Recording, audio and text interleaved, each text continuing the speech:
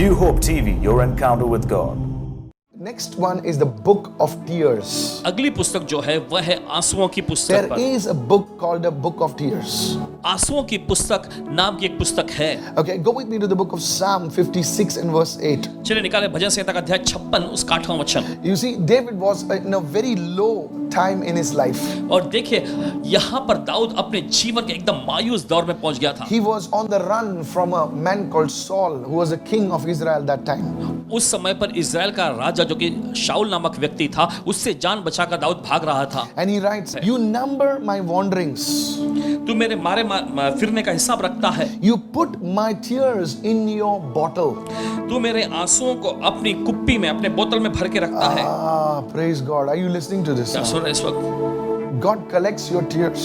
परमेश्वर आपके आंसुओं को इकट्ठा करता है। I don't know of any father who collects the tears of his children, but God does collect our tears.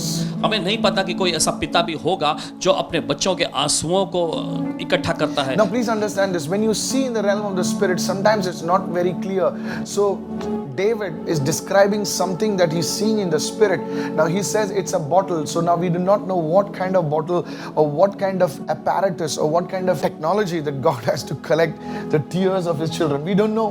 देखिए क्या होता है कि कभी-कभी जब आत्मा के स्तर में देखते हैं तो हमें चीजें साफ तौर पे दिखाई नहीं देती हैं, लेकिन यहाँ पर हम देखते हैं कि दाऊद ने आत्मा के आयाम में चीजों को साफ तौर पे से देख लिया और उसने कहा कि तू मेरे आंसुओं को इकट्ठा करके रखता है। अब किस प्रकार की बोतल थी, किस प्रकार का टेक्नोलॉजी इस्तेमाल किया था परमेश्वर ने इकट्ठा करने के लिए, हमें ये सब पता नहीं है। You know, many people say, "Oh, God doesn't have a bottle and it's just symbolic and all that stuff." You know. देखिए बहुत सारे लोग ऐसा कहते हैं कि ओ परमेश्वर के पास ऐसी कोई बोतल नहीं है, ये तो बस एक प्रतीक जैसा चिन्ह निशानी के रूप में बताया But गया। you see, I've known, okay, some of not my friends, but the people I know, some of them are in the medical industry, and they have big places where blood is stored.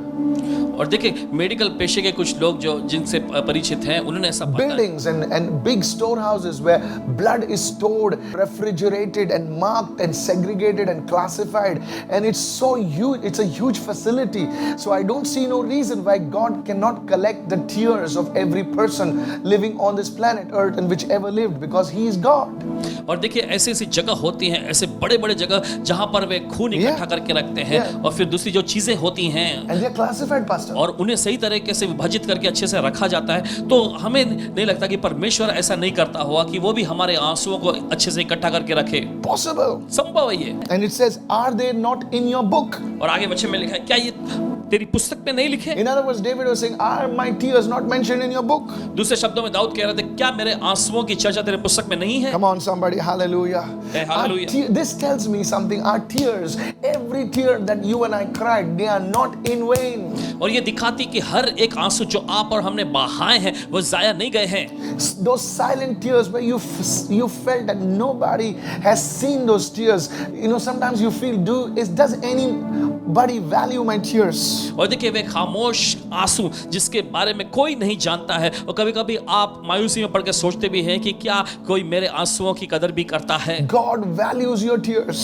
परमेश्वर आपके आंसुओं की कदर करता Those है। tears that you shed in prayer must be so valuable to God. वे आंसू जो आपने प्रार्थना में बहाए हैं परमेश्वर के लिए बहुत ही महत्वपूर्ण हैं। They have meaning to God. परमेश्वर के लिए वे अर्थ लेकर आते He हैं। remembers our pain. He remembers our sorrow.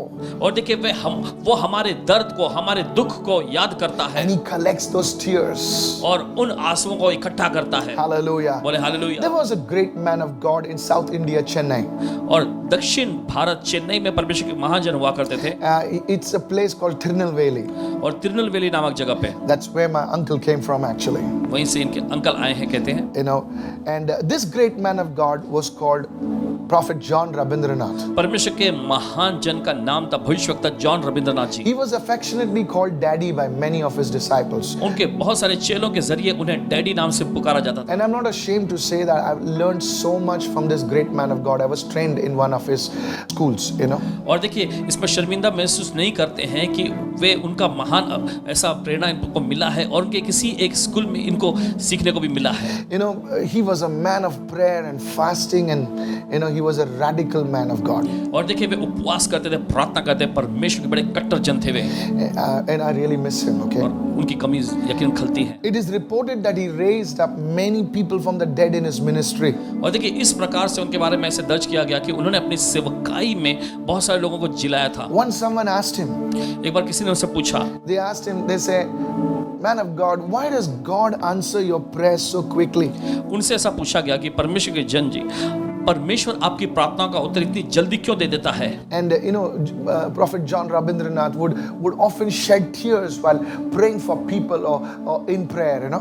और भविष्यवक्ता जॉन रविंद्रनाथ जी अक्सर जब वे प्रार्थना करते थे लोगों के लिए, तब वे आंसू बहाते रहते थे, And his answer came. और उनका उत्तर आया, I believe it was from the Holy Spirit. और हमें पूरा यकीन है पवित्र आत्मा की ओर से था। And he said, और उन्होंने कहा, he said that God puts our tears in a bottle. उन्होंने ऐसा कहा कि आप में से ज्यादातर लोग जानते हैं कि परमेश्वर हमारे आंसुओं को अपनी बोतल में भर के रखता है। And he says, I cry so much, probably more than all of them.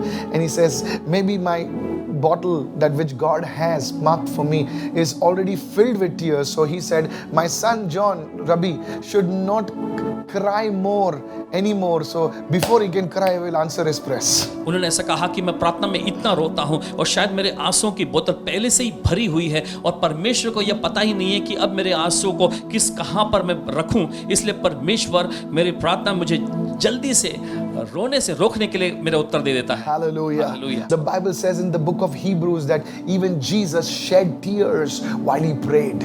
और बाइबल ऐसा कहती है इब्रानियों की पुस्तक में कि जब यीशु भी प्रार्थना करे तब रो रहे थे। Surely the Father must have collected the tears while Jesus was on this earth. He must have put them in a special place probably. और We don't know. यकीनन जब यीशु मसीह इस धरती पर थे और जब उन्होंने प्रार्थना में आंसुओं को बहाया, तब परमेश्वर ने खास तौर पर उनके आंसुओं को इकट्ठा करके एक विशेष स्थान पर He रखा must have kept it. How precious those tears must have been. और कितने मूल्यवान वे आंसू रहे होंगे। It must have shaken hell.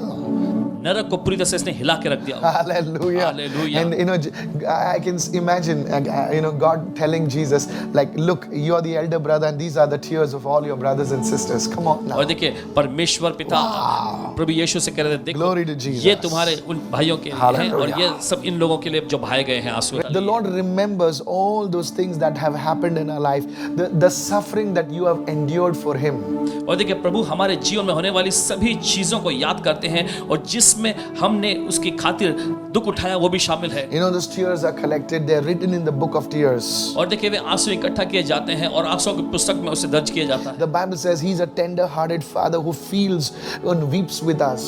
और देखिए बाइबल ऐसा कहता है कि वो कोमल दिल वाला पिता है जो हमारे साथ महसूस करता है और हमारे साथ रोता भी When है। Jesus was at the tomb of Lazarus, जब यीशु मसीह लाजरस की कब्र पे थे, when He saw Martha and Mary and the Jews weeping, the Bible says even Jesus wept.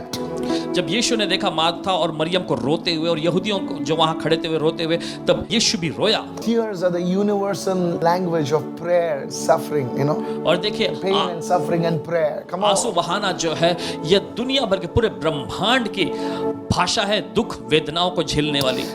If you don't know the language of the person, शायद हो सकता है कि आप एक व्यक्ति की भाषा को ना समझते हो, but if you see a person standing on the roadside or whatever and tears are flowing, you know that person is in pain, you know that something is not right in his life. You see, you don't know his language, but the tears can tell you what the man or that woman is going through. Are you with me? भले आप उस व्यक्ति की भाषा को न जानते हो, लेकिन वो व्यक्ति सड़क किनारे खड़ा होकर जब आंसू बहाते हुए रो रहा है तो आपको यकीन ये समझ में आ जाएगा कि वो व्यक्ति चाहे मर्द हो चाहे औरत हो, वे किसी प्रकार के दर्द तकलीफों में है, वेदनाओं में है। When you pray, जब आप प्रार्थना करते हैं, pray with tears to God. परमेश्वर से प्रार्थना करें आंसुओं के साथ, God will answer with fire. परमेश्वर आग गिरा के उत्तर देगा। Hallelujah. Hallelujah. Somebody shout hallelujah. कोई तो चिल्लाए There is hallelujah. a book of tears. आंसुओं की एक पुस्तक है। Today, as you pray, as what you're going through, God knows it, and it is been recorded in the book of tears. और देखिए आज जिस दौर में से भी आप जा रहे हैं, परमेश्वर उन्हें जानता है और आपके लिए जो आंसुओं की पुस्तक है उसमें ये सब सारी बातें दर्ज होती है। Don't give up. हार मत कहानी If है। God has recorded it, surely the answer is on the way. अगर परमेश्वर ने इसे दर्ज किया है तो यकीनन आपके उत्तर बस रास्ते में ही है। Somebody say, I receive this word right now. कोई तो कहे मैं इस वचन को ग्रहण कर। So we looked at the book of the living. जीवितों की पुस्तक को हमने देखा, Then we looked at the book of tears. फिर उसके बाद हमने आंसुओं की पुस्तक को देखी, And now we're going to look at the book of life. और अब हम देखने जा रहे हैं जीवन की पुस्तक के Now बारे में। this is really, really powerful. और देखिए ये बहुत ही समस्या You know, even though the New Testament reveals that there are multiple books in heaven, और भले ही नए नियम से पता चलता है कि स्वर्ग में बहुत सारी पुस्तकें हैं, the most notable or prominent is the book of life. और इनमें सबसे ज्यादा ध्यान देने वाली या उल्लेखनीय पुस्तक है वो है जीवन की And पुस्तक। this book of life is also referred to the Lamb's book of life. Come और on. जीवन की इस पुस्तक को मेमने की जीवन पुस्तक नाम से भी कहा गया है। Go with me to the book of Exodus 32 right now. और चलिए निकालें इस समय निर्गमन का 32वां अध्याय And verse 32. और उसके 32वां वचन में। 32, okay? निर्गमन का 32वां अध्याय 32वां वचन। Moses said to the Lord, Yet now, if you will forgive their sin, but if not, I pray, blot me out of the book which you have written. देखिए मूसा ने इस तरह से कहा, तो अभी अब तू उनका पाप क्षमा कर, नहीं तो अपनी लिखी हुई पुस्तक में से मेरे नाम को काट दे। There is a possibility where the name could be erased from the book of life. Now, we don't know that, okay? तो देखिए यहाँ पर एक बात सामने आती है कि ऐसी संभावना है कि मेमने के जीवन की पुस्तक में से नाम को मिटा दिया जाए, काट कर अलग किया जाए। There could be a possibility. I'm not saying there is a possibility. There could be a possibility. संभावना है, ऐसा नहीं कह रहे कि ऐसा ही होगा, लेकिन संभावना है कि नाम मिटाया जा सकता है। And the Lord said to Moses, और फिर प्रभु ने मूसा से कहा, Whoever has sinned against me, I will blot him out of my book. जिसने मेरे सीधा। विरुद्ध पाप किया है उसी का नाम मैं अपनी पुस्तक में से काट दूंगा। I'm not saying there is or there is not. There could be. We don't know. और देखिए हम ऐसा नहीं कह रहे हैं कि ऐसा हो सकता है या ऐसा नहीं हो सकता है, लेकिन हम ये कह रहे हैं इसकी संभावना है। Now, I want to bring out very interesting right now. और देखिए बड़ी दिलचस्प बात आपके सामने पेश कर। In the genealogies of the Bible, और देखिए बाइबल की जो वंशावली है, there are two books mentioned. और दो पुस्तकों की चर्चा की गई, दर्ज किया गया। Genesis 5:1, it speaks about the book of the generation of Adam. और उत्पत्ति का 5वां अध्याय उसके पहले वचन में ऐसा देखा, वहां पर लिखा गया है आदम की वंशावली की पुस्तक। And in Matthew 1:1, it's written as the book of the generation of Jesus Christ. और मत्ती रचित सुसमाचार उसके पहला अध्याय उसके पहले वचन में यीशु की वंशावली की पुस्तक ऐसा कहा गया है। We are all born of Adam, और देखिए हम सब आदम से जन्मे हैं, but that does not guarantee that our name is written in the book of life. लेकिन ये हमें आश्वासन नहीं देता है कि हमारा नाम जीवन की पुस्तक में लिखा जाए। But when we are born again through Jesus Christ, लेकिन जब हम नया जन्म लेते हैं प्रभु यीशु मसीह के only जरिए, then will our name be written in the book of life. Somebody say केवल amen. तभी हमारा नाम जो है जीवन की पुस्तक में लिखा जा सकता है। So कोई तो कहे you आमीन। and I, we need to be born again. तो आपको और मुझे हमें नया जन्म पाने की So जरूरत है, our names figure in the book of life. ताकि हमारा नाम जो जीवन की पुस्तक में दर्ज हो। Somebody shout a कोई hallelujah. तो चिल्लाए hallelujah. Have you received Jesus Christ as your Lord and Savior? क्या आपने यीशु मसीह को अपने प्रभु और उद्धारकर्ता के रूप में ग्रहण किया Are you है? living a life that is pleasing to the Lord? क्या आप ऐसा जीवन जी रहे हैं जो प्रभु को खुश करता है? Then I urge you, तो आपसे आग्रह करता it हूं, doesn't matter whether you are small or great or whatever your social standing. Today you must say, Lord, I ask you to come into my life. Let your life flow into me and write my name in the book of life. Guess what? Your name will be written in the book of life. Come on, इससे फर्क somebody. नहीं पड़ता कि आपका पद छोटा है या बड़ा है। नहीं नहीं नहीं नहीं, आपको सिर्फ इतना कहना है कि प्रभु मेरे दिल में आओ, मेरा नाम प्रभु अपने जीवन की पुस्तक में लिख दे प्रभु, और वैसा ही हो जाएगा। You see, Paul the apostle had people whom he knew that their names are written in the book of life. He had that assurance that yes, these people who are working with me, their names are written in the book of life. देखिए प्रेरित पौलुस के पास ऐसे लोग थे जिनके नाम उसे पूरी तरह से आश्वासन था कि इनके नाम जीवन की पुस्तक में लिखे गए हैं। Do you have the assurance that the names of your loved ones are written in the book of life? क्या आपके पास ये आश्वासन है कि आपके प्रियजनों का नाम जीवन की पुस्तक में लिखा गया? If not, then you must pray for their salvation. अगर ऐसा नहीं हुआ है तो आपको उनके उद्धार के लिए प्रार्थना करनी You चाहिए। must pray that they would know Jesus. हमें प्रार्थना करनी चाहिए कि वे यीशु को जाने। Please don't take this lightly. मेहरबानी से हल्के में मत You लीजिए। may ridicule me, that's fine, my friend, but listen to me. You know, God cannot be mocked. और देखिए शायद आप पासवान जी का या हमारा मजाक उड़ाए ये चलेगा, लेकिन परमेश्वर का उपहास या मजाक नहीं उड़ाया जा सकता। Ask yourself this question: is my name written in the book of life? अपने आप से सवाल पूछिए कि क्या मेरा नाम जीवन की पुस्तक में लिखा गया है? Are the names of my loved ones written in the book of life? क्या मेरे प्रिय जनों का नाम जीवन की पुस्तक में लिखा गया Are है? the people that I'm working with, my team members, their names are written in the book of life? क्या वे लोग जिनके साथ मैं काम करता हूँ, मेरे टीम के लोग जो हैं, उनका नाम जीवन की पुस्तक में लिखा हुआ है? Go to Philippians 4:3. निकाले फिलिप्पी की पत्री 4:3। And I urge you, now Paul is writing to the Philippian church, also true companion, help these women who have labored with me in the gospel, with Clement also, and the rest of my fellow workers whose names are in the book of life.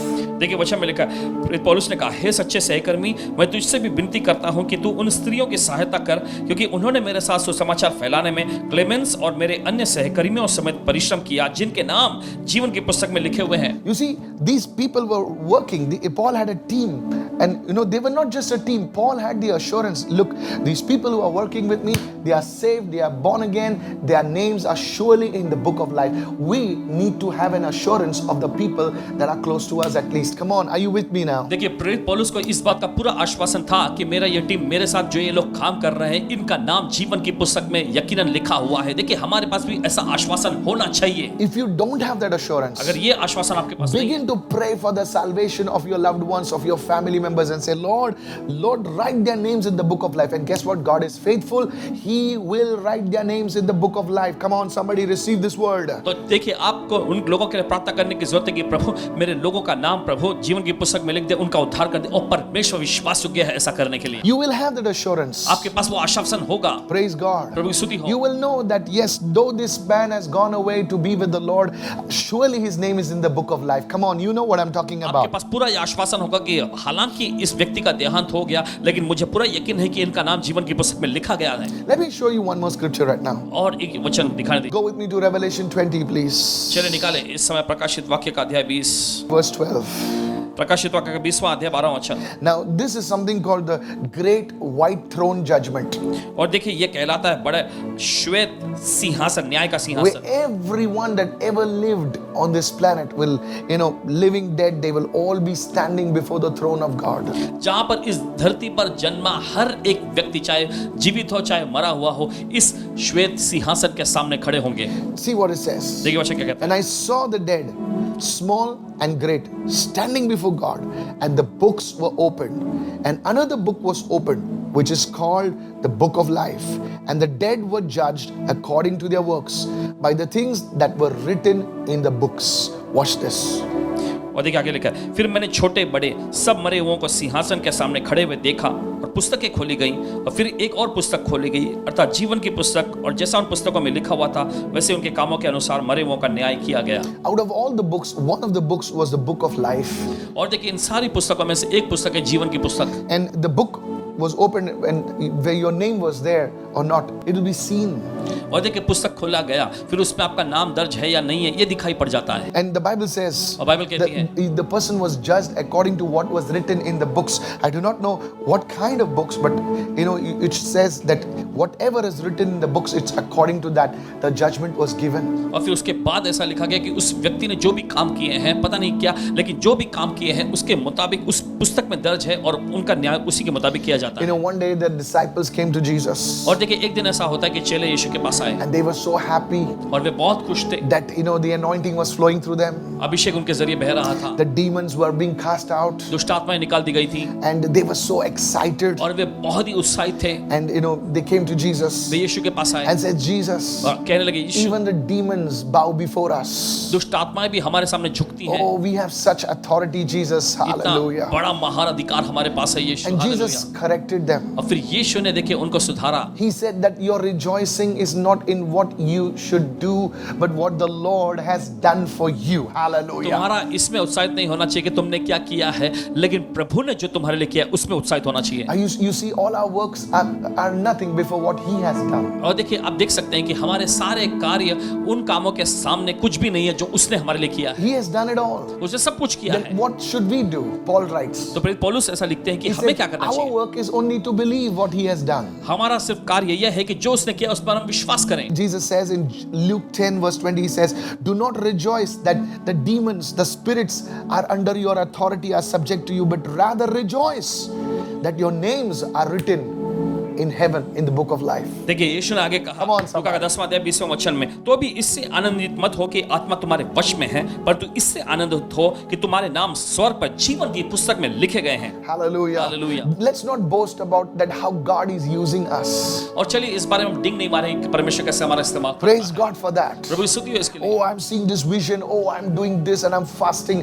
Praise God for all that. But our rejoicing should not be in what we are doing. Our rejoicing should be in what He has done. Are you listening? Our books, our names are written in the book of life. Come on, somebody और shout देखिए, it. हमारा Amen. उत्साह मनाना इसमें नहीं Come होना on, चाहिए कि this- हमने क्या are you किया getting me है, now? लेकिन परमेश्वर ने हमारे लिए क्या किया उसमें हमें उत्साहित होना चाहिए कि हमारा नाम जीवन की पुस्तक में लिखा गया है। So here we saw the book of life. तो यहाँ पर हमने देखा जीवन की पुस्तक। Many cultures speak about this, but you see, we cannot depend on them for our source of revelation. Our source of revelation and understanding is the word of God. और देखिए बहुत सारी संस्कृति में इसके बारे में लिखा गया है, लेकिन हमारे प्रकाशन के स्रोत के रूप में हम उन पर निर्भर नहीं हो सकते हैं। हमारे प्रकाशन का मुख्य स्रोत तो परमेश्वर का वचन है। These books are real, church. और ये पुस्तक की असलियत में है कलीसिया। Is your name in the book of life? क्या आपका नाम जीवन की पुस्तक में दर्ज Have है? you guarded assurance? क्या आपने इस आश्वासन को पाया है? Then if not, अगर नहीं then today I need you to pray with me. तो आज आप हमारे साथ प्रार्थना करिए। This simple prayer right now. बस एक सरल सी प्रार्थना। Would you raise your right hand up? क्या आप अपना दाहिना हाथ उठाएंगे? If you don't have that assurance, अगर आपके पास वो आश्वासन नहीं, say, Lord,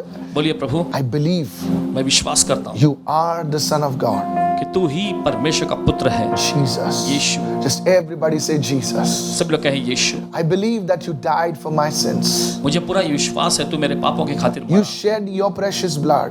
तूने अपना बहुमूल्य लहू बहाया। You broke your body. तूने अपना शरीर तोड़वाया। You buried 3 days and 3 nights.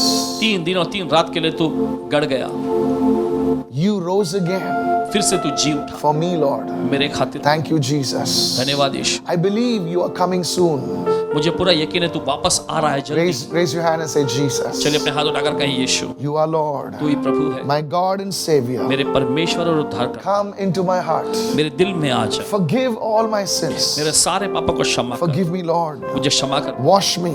मुझे धो ले। From today onwards, आज के दिन से I want to lead a holy life. मैं एक पवित्र जीवन जीना चाहता I will follow your word. I will read your word. हूँ। मैं तेरे वचन के पीछे जाऊंगा, मैं तेरे वचन को पढ़ूंगा। Have mercy on me, Lord. मुझ पर दया कर प्रभु। Write my name in your book of life. तेरे जीवन की पुस्तक में मेरा नाम लिख दे।